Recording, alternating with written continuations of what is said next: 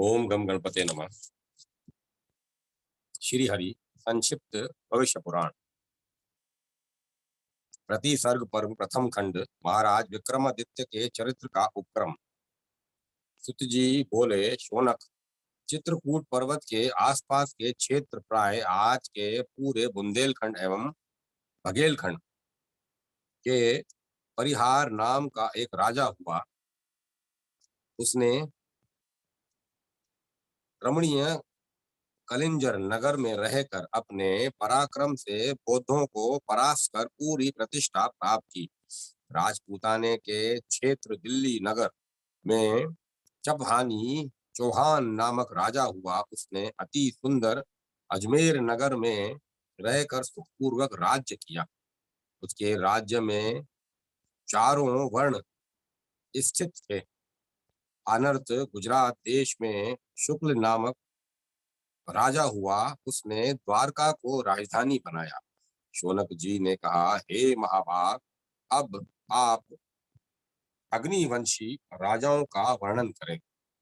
सुत जी बोले, ब्राह्मणों, इस समय मैं योग निद्रा के वश में हो गया हूँ। अब आप लोग भी भगवान का ध्यान करें। अब मैं थोड़ा विश्राम करूंगा। यह सुनकर मुनिगण भगवान विष्णु के ध्यान में लीन हो गए।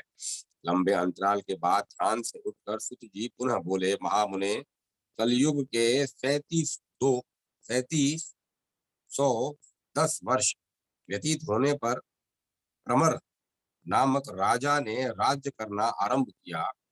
उन्हें महामद मोहम्मद नामक पुत्र हुआ।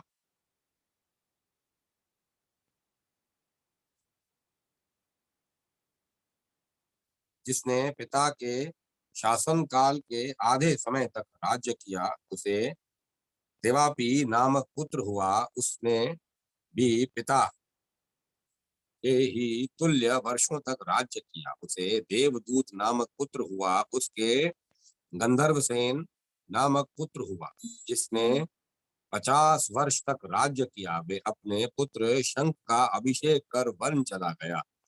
शंख ने 30 वर्ष तक राज्यभार संभाला।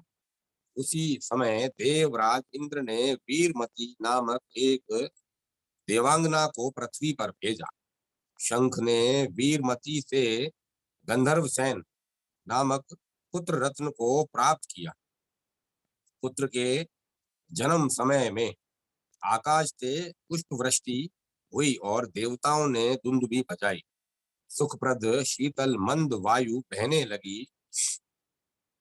इसी समय अपने शिष्यों सहित शिव दृष्टि नाम के एक ब्राह्मण तपस्या के लिए वन में गए और शिव की आराधना में वे शिव स्वरूप हो गए।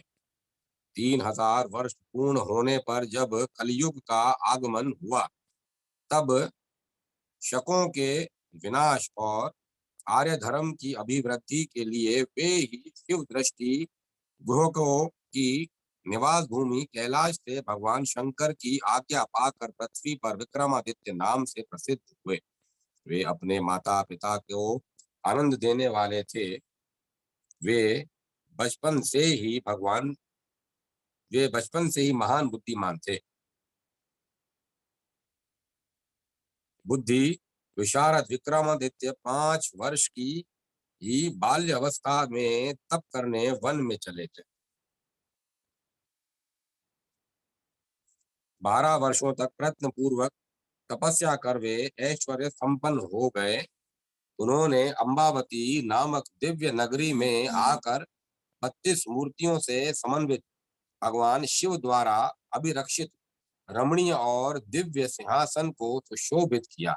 भगवती पार्वती के द्वारा प्रेषित एक वेताल उनकी रक्षा में सदा तत्पर रहता था। उस वीर राजा ने महाकालेश्वर में जाकर देवादिदेव महादेव की पूजा की और उनके व्यूहों से परिपूर्ण धर्म सभा का निर्माण किया, जिसमें विविध मणियों से विभूषित अनेक धातुओं के स्तंभ थे। शौनक जी, उसने अनेक लताओं से पूर्ण पुष्पान्वित स्थान पर अपने दिव्य सिंहासन को स्थापित किया। उसने वेद वेदांग पारंगत मुख्य ब्राह्मणों को बुलाकर विधिवत उनकी पूजा कर उनसे अनेक धर्म गाथाएं सुनी। इसी समय वेताल नामक देवता ब्राह्मण का रूप धारण कर आपकी जय हो इस प्रकार कहता हुआ वहां आया और उनका अभिवादन कर आसन पर बैठ गया। उस वेताल ने राजा से कहा, राजन, यदि आपको सुनने की इच्छा हो तो मैं आपको इतिहास से परिपूर्ण एक रोचक आख्यान सुनाता हूँ, इसे आप सुने। भारतवर्ष में विक्रमादित्य अत्यंत प्रसिद्ध दानी, परोपकारी और सर्वांग सदाचारी राजा हुए। स्कंद आदि पुराणों, व्रत कथा और द्वात्रिवंश तुलिका पुतलिका, सिंहासन बत्तीसी, कथा, सरित सागर, पुरुष परीक्षा आदि ग्रंथों में इनका चरित्र वर्णित है। अब इधर कैम्ब्रिज के इतिहास के दूसरे भाग में इनका चरित्र आया है। वैसे स्मिथ और सिफिन्स्टस आदि अनेक विक्रमादित्यों की चर्चा की है, पर ये महाराज विक्रमादित्य उज्जैनी के राजा थे और कालिदास, अमर सिंह, वराहमिहिर, वेदराज, धन्वंतरी, घटक पर्व आदि नवरत्न इनकी ही राज्यसभा की दिव्य विभूति विभूति विभूति भूतियां थे, जिनकी आगे पीछे कोई उपमा नहीं है। राजा भोज से लेकर बादशाह अकबर तक सभी ने अपनी सभा को वैसे ही नवरत्नों से अलंकृत करने का प्रयत्न किया था। प्रतिसर्ग प्रथम खंड संपूर्ण। ओम श्री परमात्मने नमः। प्रतिसर्ग पर्व तृतीय खंड। स्वामी एवं सेवक की परस्पर भक्ति का आदर्श। भारतवर्ष में प्राचीन काल में वेताल पंच विंशतिका या वेताल 25 की कथाएं, जो विक्रम वेताल संवाद के रूप में लोक में अत्यंत प्रसिद्ध हैं, उनका मूल भविष्य पुराण ही प्रतीत होता है। ये कथाएं स्त्री पुरुष के अमर्यादित और अनैतिक आकर्षण से समन्वित होते हुए भी लोक व्यवहार की दृष्टि से शिक्षाप्रद भी हैं। अतः उनमें से कुछ कथाएं यहाँ प्रस्तुत की जा रही हैं। प्रतिसर्ग द्वितीय खंड। स्वामी एवं सेवक की परस्पर भक्ति का आदर्श। राजा रूपसेन और वीरवर की कथा।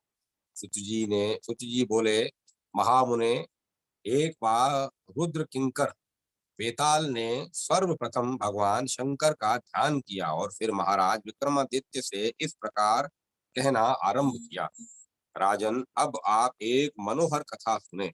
प्राचीन काल में सर्व समृद्धि पूर्ण वर्धमान नामक नगर में रूपसेन नाम का एक धर्मात्मा राजा रहता था। उसकी पतिव्रता रानी का नाम विद्वनमाला था। एक दिन राजा के दरबार में वीरवर नाम का एक क्षत्रिय गुणी व्यक्ति अपनी पत्नी, कन्या एवं पुत्र के साथ व्रती के लिए उपस्थित हुआ। राजा ने उसकी विनय पूर्ण बातों को सुनकर प्रतिदिन 1 सहस्त्र स्वर्ण मुद्रा वेतन निर्धारित कर महल के सिंहासन पर रक्षक के रूप में उसकी नियुक्ति कर दी। कुछ दिन बाद राजा ने अपने गुप्तचरों से जब उसकी आर्थिक स्थिति का पता लगाया तो ज्ञात हुआ कि वह अपनी अधिकांश द्रव्य यज्ञ, तीर्थ, शिव तथा विष्णु के मंदिरों में आराधनादि कार्यों में तथा साधु ब्राह्मण एवं अनाथों में वितरित कर अत्यल्प शेष से अपने परिजनों का पालन करता है। इससे प्रसन्न होकर राजा ने उसकी स्थायी नियुक्ति कर दी। एक दिन जब आधी रात में मूसलाधार वृष्टि, बादलों की गर्ज, बिजली की चमक एवं झांझावत से रात्रि की विभीषिका सीमा पार कर रही थी, उसी समय शमशान से किसी नारी की करुण क्रंदन ध्वनि राजा के कानों में पड़ी। राजा ने सिंहासन राजा ने सिंहद्वार पर उपस्थित वीरवर से उस रुदन ध्वनि का पता लगाने के लिए कहा। जब वीरवर तलवार लेकर चला तब राजा भी उसके भय की आशंका तथा उसके सहयोग के लिए एक तलवार लेकर गुप्त रूप से स्वयं उसके पीछे लग गया। वीरवर ने शमशान में पहुंचकर एक स्त्री को वहां रोते देखा और उससे जब इसका कारण पूछा तब उसने कहा कि मैं इस राज्य की लक्ष्मी राष्ट्र लक्ष्मी हूँ। इसी मास के अंत में राजा रूपसेन की मृत्यु हो जाएगी। राजा की मृत्यु हो जाने पर मैं अनाथ होकर कहाँ जाऊंगी, इसी चिंता से मैं रो रही हूँ। स्वामी भक्त वीरवर ने राजा के दीर्घायु होने का उससे उपाय पूछा। इस पर वह देवी बोली, यदि तुम अपने पुत्र की बलि चंडिका देवी के सामने दे सको तो राजा की आयु की रक्षा हो सकती है। फिर क्या था, वीरवर उल्टे पांव घर लौट आया और अपनी पत्नी, पुत्र और लाडली लड़की को जगाकर उनकी सम्मति लेकर उनके साथ चंडिका के मंदिर में जा पहुंचा। राजा भी गुप्त रूप से उसके पीछे पीछे सर्वत्र चलता रहा। वीर वर ने देवी की प्रार्थना कर अपने स्वामी की आयु बढ़ाने के लिए अपने पुत्र की बलि चढ़ा। भाई का कटा सिर देखकर दुख से उसकी बहन का हृदय विदीर्ण हो गया। वह मर गई और उसकी इसी शोक से उसकी माता भी चल बसी। वीरवर इन तीनों का दाह संस्कार कर स्वयं भी राजा की आयु की वृद्धि के लिए बलि चढ़ गया। राजा छिपकर यह सब देख रहा था। उसने देवी की प्रार्थना कर अपने जीवन को व्यर्थ बताते हुए अपना सिर काटने के लिए ज्यों ही तलवार की थी, त्यों ही देवी ने प्रकट होकर उसका हाथ पकड़ लिया और बोली, राजन, मैं तुम पर बहुत प्रसन्न हूँ। तुम्हारी आयु तो सुरक्षित हो ही गई। अब तुम अपने इच्छा अनुसार वर मांग लो। राजा ने देवी से परिजनों सहित वीरवर को जलाने की प्रार्थना की। तथास्तु कहकर देवी अंतर ध्यान हो गई। राजा प्रसन्न होकर चुपके से वहां से चलकर अपने महल में आकर लेट गया। इधर वीरवर भी चकित होता हुआ और देवी की कृपा मानता हुआ अपने पुनर्जीवित परिवार को घर पर छोड़कर राजप्रसाद के सिंहद्वार पर आकर खड़ा हो गया। अनंतर राजा ने वीरवर को बुलाकर रात में रोने वाली नारी के रुदन का कारण पूछा तो वीरवर ने कहा, राजन, वह तो कोई चुड़ैल थी। मुझे देखते ही वह अदृश्य हो गई। चिंता की कोई बात नहीं है। वीरवर की स्वामी भक्ति और धीरता को देखकर राजा रूपसेन अत्यंत प्रसन्न हुआ और उसने अपनी कन्या का विवाह वीरवर के पुत्र से कर दिया और तथा उसे अपना मित्र बना लिया। इतनी कथा कहकर वेताल शांत हो गया। वेताल ने राजा विक्रम से फिर पूछा, राजन, इस कथा में परस्पर सबने एक दूसरे के लिए स्नेहवश अपने प्राणों का उत्सर्ग किया, पर सबसे अधिक स्नेह और त्याग किसका था, यह आप बताइए। राजा बोले, यद्यपि सभी ने अपने अपने कर्तव्य का अद्भुत आदर्श उपस्थित किया, फिर भी राजा का स्नेह ही सबसे अधिक मान्य प्रतीत होता है, क्योंकि वीरवर राज सेवक था। उसे अपनी सेवा के प्रतिफल में स्वर्ण मुद्राएं मिलती थी, अतः उसने स्वर्ण प्राप्ति की दृष्टि से अपना उत्सर्ग किया। वीरवर की पत्नी पतिव्रता थी, धर्म स्नेही थी, इसलिए उसने अपने प्राणों का उत्सर्ग कर दिया। बहन का अपने भाई में प्रेम था, पुत्र का अपने पिता में स्नेह था। यह तो स्वभाववश होता ही है, किंतु राजा रूपसेन ने महान स्नेह का आदर्श उपस्थित किया, जो कि वे एक सामान्य सेवक के लिए भी अपना प्राणोत्सर्ग करने को उद्यत हो गए। अतः उन्हीं का स्नेह में त्याग महान त्याग। ब्राह्मण पुत्री महादेवी की कथा। बेताल ने कहा, राजन, उज्जैनी नाम की नगरी में चंद्र वंश में उत्पन्न महाबल नाम से विख्यात अत्यंत बुद्धिमान तथा वेदादि शास्त्रों का ज्ञाता एक राजा निवास करता था। उसका स्वामी भक्त हरिदास नाम का एक दूत था। हरिदास की पत्नी भक्तिमाला साधु पुरुषों की सेवा में तत्पर रहती थी। भक्तिमाला को सभी विद्याओं में पारंगत कमल के समान नेत्र वाली अत्यंत रूपवती एक कन्या उत्पन्न हुई। उसका नाम था महादेवी। एक दिन महादेवी ने अपने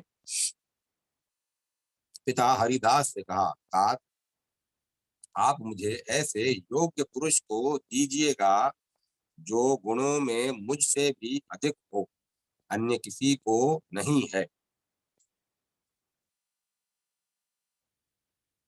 अपनी पुत्री की बात सुनकर हरिदास बड़ा प्रसन्न हुआ और ऐसा ही होगा कहकर हरिदास राजसभा में आया और उसने राजा का अभिनंदन किया। तदंतर राजा ने कहा, हरिदास, तुम मेरे ससुर तेलंग देश के राजा हरिश्चंद्र के पास जाओ और उनका कुशल समाचार जानकर शीघ्र ही मुझे बताओ। हरिदास आज्ञा पाकर राजा हरिश्चंद्र के पास गया और उसने उन्हें अपने स्वामी महाबल का कुशल समाचार बताया। सारा कुशल समाचार जानकर राजा हरिश्चंद्र अत्यंत प्रसन्न हुआ और उसने हरिदास से पूछा, प्रभु, आप विद्वान हैं, मुझे यह बताएं कि कली का आगमन हो गया, यह कैसे मालूम होगा। हरिदास ने कहा, राजन, जब वेदों की मर्यादाएं नष्ट हो जाएं और वेदोक्त धर्म विपरीत दिखलाई देने लगे, तब कली का आगमन समझना चाहिए। साथ ही कली के प्रिय मलेच्छ गण कहे गए हैं। अधर्म ही जिसका मित्र है, ऐसे कली के द्वारा सभी देवताओं को अपमानित किया गया हो, तब कली का आगमन समझना चाहिए। राजन, पाप की स्त्री का नाम है मृषा, असत्य।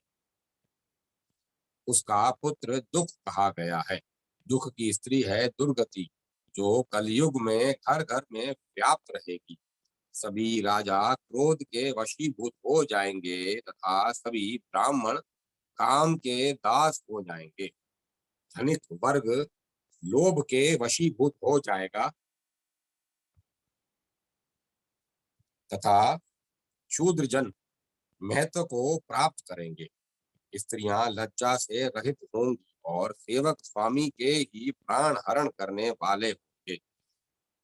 पृथ्वी निष्फल सत्व शून्य हो जाएगी। ऐसी स्थिति में समझना चाहिए कि कली का आगमन हो गया है, किंतु कलयुग में जो मनुष्य भगवान श्री हरि की शरण में जाएंगे, वे ही आनंद से रह पाएंगे, अन्य कोई नहीं। यह सुनकर राजा हरिश्चंद्र बहुत प्रसन्न हुआ और उसने उसे बहुत सी दक्षिणा देकर विदा किया तथा राजा महाबल को संपूर्ण समाचार देकर अपने महल में चला गया। और वह विप्र भी अपने शिविर में आ गया। उसी समय एक बुद्धि कोविद नामक बुद्धिमान ब्राह्मण वहां आया। उसने अपनी विशिष्ट विद्याओं का हरिदास के सामने प्रदर्शन किया। उस ब्राह्मण ने मंत्र जप कर देवी की आराधना की और एक महान आश्चर्यजनक शीघ्रग्न नामक विमान प्रकट होकर हरिदास को दिखलाया। उसकी विद्याओं में मुग्ध होकर हरिदास ने उसे अपनी कन्या के योग्य समझकर उसका वरण कर लिया। हरिदास का पुत्र था मुकुंद। वह विद्या अध्ययन के लिए अपने गुरु के यहाँ गया था। जब वह अपने गुरु से विद्याओं को पढ़ चुका तो गुरु दक्षिणा के लिए प्रार्थना करने लगा। गुरु ने उसे कहा, अरे मुकुंद, सुनो, तुम गुरु दक्षिणा के रूप में अपनी बहन महादेवी मेरे देवज्ञ पुत्र धीमान को समर्पित कर दो। ठीक है, ऐसा कहकर मुकुंद अपने घर आ गया। इधर हरिदास की पत्नी भक्तिमाला ने द्रोणी शिष्य वामन नामक एक विप्र का जो शब्द वेदी बाण चलाने में कुशल तथा शस्त्र विद्या का ज्ञाता था। उसकी विद्या से प्रभावित होकर अपनी कन्या के लिए दक्षिणा तांबुल आदि के द्वारा पूजित कर उसका वरण कर लिया। समय आने पर पिता, पुत्र और माता द्वारा वरण किए गए तीनों गुणवान ब्राह्मण महादेवी नाम वाली उस कन्या को प्राप्त करने के लिए हरिदास के यहाँ आ पहुंचे। इसी बीच एक राक्षस अपनी माया से उस कन्या महादेवी का हरण कर विंध्य पर्वत पर चला गया। यह समाचार जानकर ये तीनों कन्यार्थी दुखी होकर रोने लगे। जब उनमें से गुरुपुत्र धीमान नामक देवज्ञ विद्वान ब्राह्मण से कन्या का पता पूछा गया तो उसने बतलाया कि वह कन्या विंध्य पर्वत पर राक्षस द्वारा हरण कर ले जाई गई है। तदंतर उस कन्या की प्राप्ति के लिए द्वितीय बुद्धि कोविद नामक ब्राह्मण ने अपने द्वारा बनाए गए आकाशचारी विमान पर उन दोनों विप्रों को बैठाकर विंध्य पर्वत पर पहुंचाया। तब शब्द वेदी बाण को चलाने के में निपुण वामन नामक तीसरे ब्राह्मण ने धनुष पर बाण का संधान किया और बाण से उस राक्षस को मार डाला। वे तीनों कन्या महादेवी को प्राप्त कर उसे उसी विमान में बैठकर उज्जैनी में वापस लौट आए।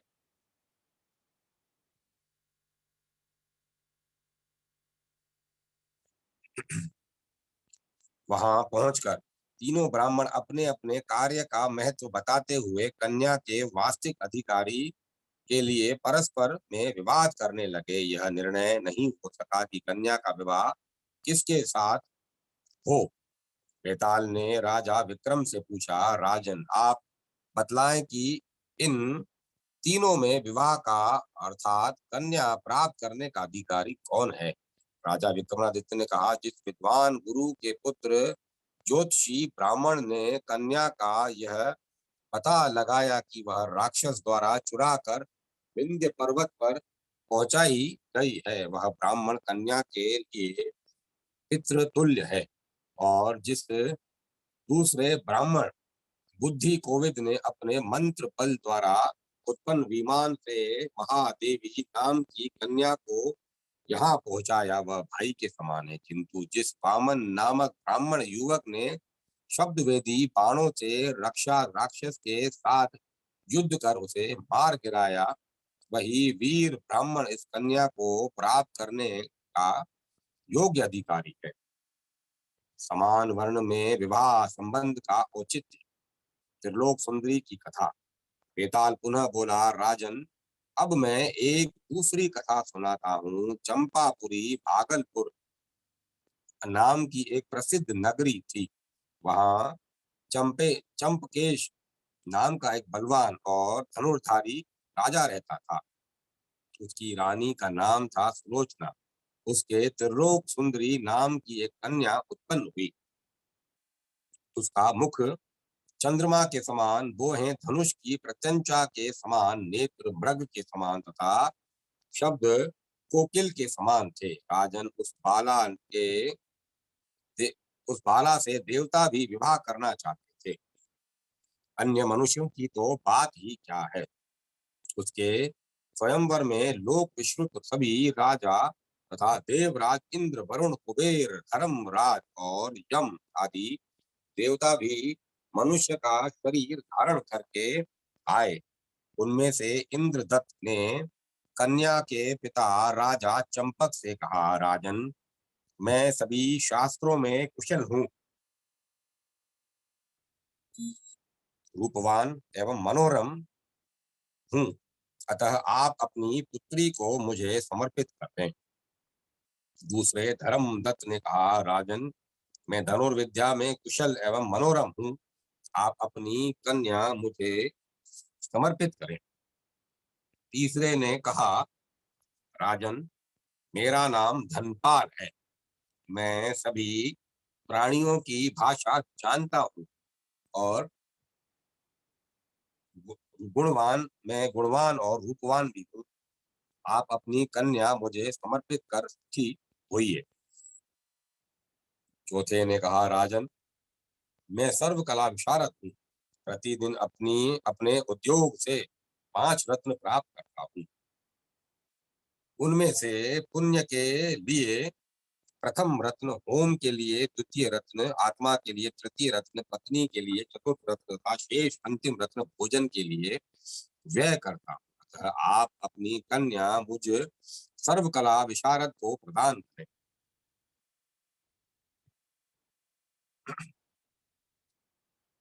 यह सुनकर राजा आश्चर्य में पड़ गया कि अपनी कन्या में किसे दूं। वह कुछ निश्चय नहीं कर पाया। अंत में उसने सारी बातें कन्या को बताई और उससे पूछा कि तुम्हें इनमें से कौन सा वर अभिष्ट है। पर कन्या त्रिलोक सुंदरी ने लज्जावश कुछ भी उत्तर नहीं दिया। बेताल ने पूछा, राजन, अब आप बताएं कि उस कन्या के योग्य वर इनमें से कौन है। राजा बोला, रुद्र किंकर, वह रूपवती कन्या त्रिलोक सुंदरी धर्मदत्त के योग्य है, क्योंकि इंद्रदत्त वेदादि शास्त्रों का ज्ञाता है। अतः वर्ण से वह द्विज कहा जाएगा। भाषा जानने वाला तथा धन धान्य से का विस्तार करने वाला धनपाल वणिक कहा जाएगा। तृतीय जो कलाविद है और रत्नों का व्यापार करता है वह शूद्र कहलाएगा। वेताल स्वर्ण के लिए भी कन्या योग्य होती है। अतः धनुर्वेद शास्त्र वेताल स्वर्ण के लिए भी कन्या योग्य होती है। अतः धनुर्वेद शास्त्र में जो निपुण धर्मदत्त है वह वर्ण से क्षत्रिय कहलाएगा। इसीलिए उस क्षत्रिय कन्या का विवाह धर्मदत्त के साथ ही किया जाना चाहिए। विषयी राजा राज्य के विनाश का कारण बनता है। राजा धर्म वल्लभ और मंत्री सत्य प्रकाश की कथा। वेताल ने पुनः राजा से कहा, राजन, प्राचीन काल में रमणीय पुण्यपुर पूना नगर में धर्म वल्लभ नाम का एक राजा राज्य करता था। उसका मंत्री सत्य प्रकाश था। मंत्री की स्त्री का नाम था लक्ष्मी। एक बार राजा धर्म वल्लभ ने मंत्री से कहा, मंत्रीवर, आनंद के कितने भेद हैं, यह मुझे बताओ। उसने कहा, महाराज, आनंद 4 प्रकार के हैं। ब्रह्मचार्य आश्रम का आनंद जो ब्रह्मानंद है वह श्रेष्ठ है। गृहस्था आश्रम का विषयानंद मध्यम है। वानप्रस्थ का धर्मानंद सामान्य है और संन्यास में जो शिवानंद की प्राप्ति है वह आनंद उत्तमोत्तम है। राजन, उनमें इनमें गृहस्थ आश्रम का विषयानंद स्त्री प्रधान है, क्योंकि गृहस्थ आश्रम में स्त्री के बिना सुख नहीं मिलता।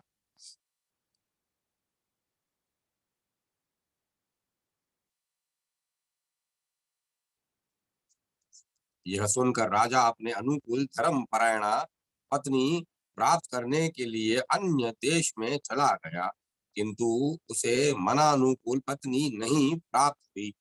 तब अब उसने अपने मंत्री से कहा, मेरे अनुरूप कोई स्त्री ढूंढो। यह सुनकर मंत्री विभिन्न देशों में गया, पर जब कहीं भी उसे राजा के योग्य स्त्री नहीं मिली तो वह सिंधु देश में आकर समुद्र की ओर बढ़ा।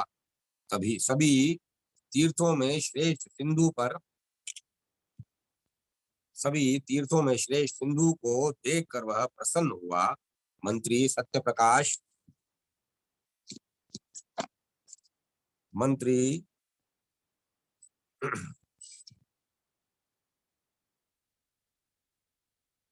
प्रकाश ने समुद्र से इस प्रकार प्रार्थना की, सभी रत्नों के आलय सिंधु देश के स्वामिन, आपको नमस्कार है। शरणागत वत्सल, मैं आपकी शरण आया हूँ। गंगा आदि नदियों के स्वामी जलाधीश, आपको नमस्कार है। मेरे राजा के लिए आप उत्तम स्त्री रत्न प्रदान करें। यदि ऐसा आप नहीं करेंगे तो मैं अपने प्राण यहीं दे दूंगा।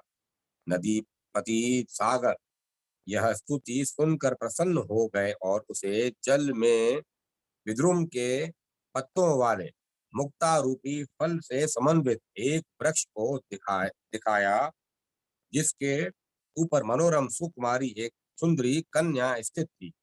पर कुछ ही क्षणों में देखते ही देखते वह कन्या वृक्ष सहित पुनः जल में लीन हो गई। यह देखकर अतिशय आश्चर्यचकित होकर मंत्री सत्य प्रकाश पुनः राजा के पास लौट आया और उसने सारी बातें राजा को सुनाई। पुनः दोनों समुद्र के किनारे आए। राजा ने भी मंत्री के समान ही कन्या को वृक्ष पर बैठा देखा और राजा के देखते ही वह कन्या पूर्वत जल में प्रविष्ट हो गई। इस अद्भुत दृश्य को देखकर राजा भी समुद्र में प्रविष्ट हो गया तथा उसी कन्या के साथ पाताल में पहुंच गया और मंत्री वापस लौट आया। राजा ने कहा, वारने, मैं तुम्हारे लिए यहाँ आया हूँ, गंधर्व विवाह से मुझे प्राप्त करो। उसने हंसकर कहा, नृपश्रेष्ठ, जब कृष्ण पक्ष की चतुर्दशी तिथि आएगी तब मैं देवी मंदिर में आकर तुम्हें मिलूंगी। राजा लौट आया और पुनः कृष्ण चतुर्दशी के दिन हाथ में तलवार लेकर देवी के मंदिर में गया। वह कन्या राजा के पूर्व ही मंदिर में पहुंच चुकी थी। उसी समय पकवाहन नाम के एक राक्षस ने आकर उस कन्या का स्पर्श किया। यह देखकर राजा क्रोधांत हो गया। उसने राक्षस का सिर तलवार से काट दिया। पुनः उस कन्या से कहा, भामिनी, तुम सत्य बताओ, यह कौन था और यहाँ कैसे आया? उसने कहा, राजन, मैं विद्याधर की कन्या हूँ, मेरा नाम मधुवती है। मैं पिताजी की प्रिय कन्या हूँ। एक बार मैं किसी समय वन में गई थी और भोजन के समय पिता माता के पास घर में नहीं पहुंच सकी थी। मेरे पिता ने मेरे पिताजी ने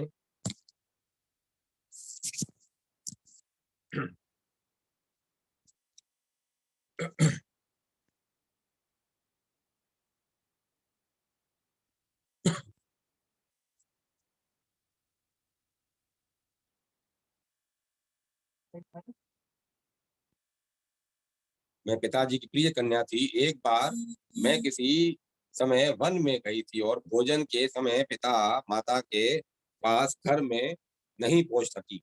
मेरे पिताजी ने ध्यान के द्वारा सारा वृतांत जान लिया। उन्होंने मुझे शाप दे दिया कि मधुवती कृष्ण चतुर्दशी को और कृष्णदशी को तुमको राक्षस ग्रहण करेगा। जब मुझे शाप की बात मालूम हुई तब मैंने रोते हुए पिताजी से पूछा, देव, मेरी इस शाप की मुक्ति कब होगी? उन्होंने कहा, पुत्री, जब कृष्ण चतुर्दशी को कोई राजा तुम्हारा वरण करेगा तब तुम्हारे शाप की निवृत्ति हो जाएगी। मधुवती ने कहा, राजन, आपके अनुग्रह से आज मैं शाप से मुक्त हो गई हूँ। आपकी आज्ञा पाकर अब मैं अपने पिता के घर जाना चाहती हूँ। यह सुनकर राजा ने कहा, तुम मेरे साथ मेरे घर चलो। इसके बाद मैं तुम्हें तुम्हारे पिता के पास ले चलूंगा। वह राजा की बात मानकर राजा के महल में आ गई और राजा से उसका विवाह हो गया। उस राजा के नगर में महान उत्सव हुआ। मंत्री ने कहा कि राजा के साथ एक दिव्य कन्या भी आई है। कुछ दिनों बाद मंत्री एकाएक मृत्यु को प्राप्त हो गया। बेताल ने पूछा, राजन, बताओ, उस मंत्री के मरने में क्या कारण है? वह क्या रहस्य है? राजा विक्रम ने कहा, मंत्री सत्यप्रकाश राजा का मित्र और प्रजा का परम हितैषी था। उसके ही समोदोग में राजा को श्रेष्ठ मधुवती नाम की विद्याधर कन्या रानी के रूप में प्राप्त हुई थी। किंतु मधुवती के साथ विवाह के बाद मंत्री सत्यप्रकाश ने देखा कि राजा मधुवती को पाकर विलासी होते जा रहे हैं और राज्य की प्रजा की राज्य एवं प्रजा की अपेक्षा करने लगे हैं। दिन रात विषय सुख में ही लिप्त रहने लगे हैं। यह देखकर उसने समझ लिया कि अब शीघ्र ही इस राज्य का विनाश होने वाला है, क्योंकि जब राजा विषयी एवं स्वार्थी बन जाता है तब राज्य का नाश अवश्य होता है। ऐसी स्थिति में मेरी मंत्रणाएं भी व्यर्थ सिद्ध होंगी। अतः राज्य के विनाश को मैं अपनी आंखों से न देख सकूं, इसीलिए पहले ही मैं अपने प्राणों का उत्सर्ग कर देता हूँ। बेताल यही समझकर मंत्री सत्यप्रकाश ने अपने प्राणों का परित्याग कर दिया। किए गए कर्मों का फल अवश्य भोगना पड़ता है। हरि स्वामी की कथा। बेताल ने पुनः कहा, राजन, चूड़ाकुर नामक एक रमणीय नगर में चूड़ामणि नाम का एक राजा रहकर राज्य करता था। उसकी विशालक्षी नाम की पतिव्रता पत्नी थी। रानी ने पुत्र की कामना से भगवान शंकर की आराधना की। उनकी कृपा से उसे कामदेव के समान एक सुंदर पुत्र प्राप्त हुआ, जो देवताओं के अंश से संभूत था। उसका नाम रखा गया हरि स्वामी। सभी संपत्तियों से समन्वित वह हरि स्वामी पृथ्वी पर देवताओं के समान सुख भोगने लगा। देवल देवल मुनि के शाप से एक देवांगना मानुषी रूप में रूपलाभ वर्ण्य का नाम से उत्पन्न होकर राजकुमार हरि स्वामी की पत्नी हुई। एक समय वह सुंदरी अपने प्रसाद में आनंद पूर्वक शैया पर शयन कर रही थी। उस समय शुक्ल नाम का एक गंधर्व आया और उसने प्रगाढ़ निद्रा में निमग्न उस रानी का अपहरण कर लिया। जब हरि स्वामी उठा तब अपनी पत्नी को न देखकर उसे ढूंढने लगा। उसने उसके न मिलने पर वह व्याकुल हो गया और नगर छोड़कर वन में चला गया तथा सभी विषयों का परित्याग कर एकमात्र भगवान श्री हरि के ध्यान में लीन हो गया और भिक्षावृत्ति का आश्रय लेकर ग्रहण कर सन्यासी हो गया। एक दिन वह सन्यासी राजा हरि स्वामी भिक्षा मांगने के लिए एक ब्राह्मण के घर आया और ब्राह्मण ने प्रसन्नता पूर्वक खीर बनाकर उसको दी। खीर का पात्र लेकर वह वहां से स्नान करने चला आया। खीर का पात्र उसने वट वृक्ष के पर रख दिया और स्वयं नदी में स्नान करने लगा। उसी समय कहीं से एक सर्प आया और उसने उस खीर में अपने मुंह से विष उगल दिया। जब सन्यासी हरि स्वामी स्नान कर स्नान से आकर खीर खाने लगा तो विष के प्रभाव से वह बेहोश होकर होने लगा और उस ब्राह्मण के पास आकर कहने लगा, अरे दुष्ट ब्राह्मण, तुम्हारे द्वारा दिए गए विष में खीर को खाकर मैं मर रहा हूँ, इसीलिए तुम्हें ब्रह्म हत्या का पाप लगेगा। यह कहकर वह सन्यासी मर गया और उसने अपने तपस्या के प्रभाव से शिवलोक को प्राप्त किया। बेताल ने पूछा राजा बेताल ने राजा से पूछा, राजन, इनमें ब्रह्म हत्या का पाप किसको लगेगा, यह मुझे बताओ। राजा ने कहा, विषधर नाग ने अज्ञानवश स्वभावतः उस पायस को विषमय कर दिया, अतः ब्रह्म हत्या का पाप उसे नहीं होगा। क्योंकि सन्यासी भूभिक्षित था और भिक्षा मांगने ब्राह्मण के घर आया था। ब्राह्मण के लिए वह अतिथि देव स्वरूप था, अतः अतिथि धर्म का पालन करना उसके कुल धर्म के अनुकूल ही था। उसने श्रद्धा से खीर बनाकर सन्यासी को निवेदित किया। ऐसे में वह कैसे ब्रह्म हत्या का भागी बन सकता है। यदि वह विष मिलाकर अन्न देता तभी ब्रह्म हत्या उसे लगती, क्योंकि अतिथि का अपमान भी ब्रह्म हत्या के समान ही है। अतः ब्राह्मण को ब्रह्म हत्या नहीं लगेगी।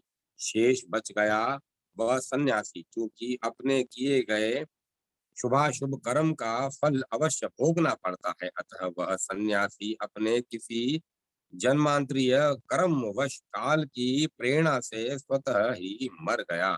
उसकी मृत्यु स्वाभाविक रूप से हो गई। इसमें किसी का दोष नहीं। पायस का था पायस का भोजन करना तो मरने में केवल निमित्त मात्र ही था, अतः उसे भी ब्रह्म हत्या नहीं लगेगी। इस प्रकार इन तीनों में किसी को भी ब्रह्म हत्या नहीं लगेगी। अब मैं कथा को विराम देता हूँ।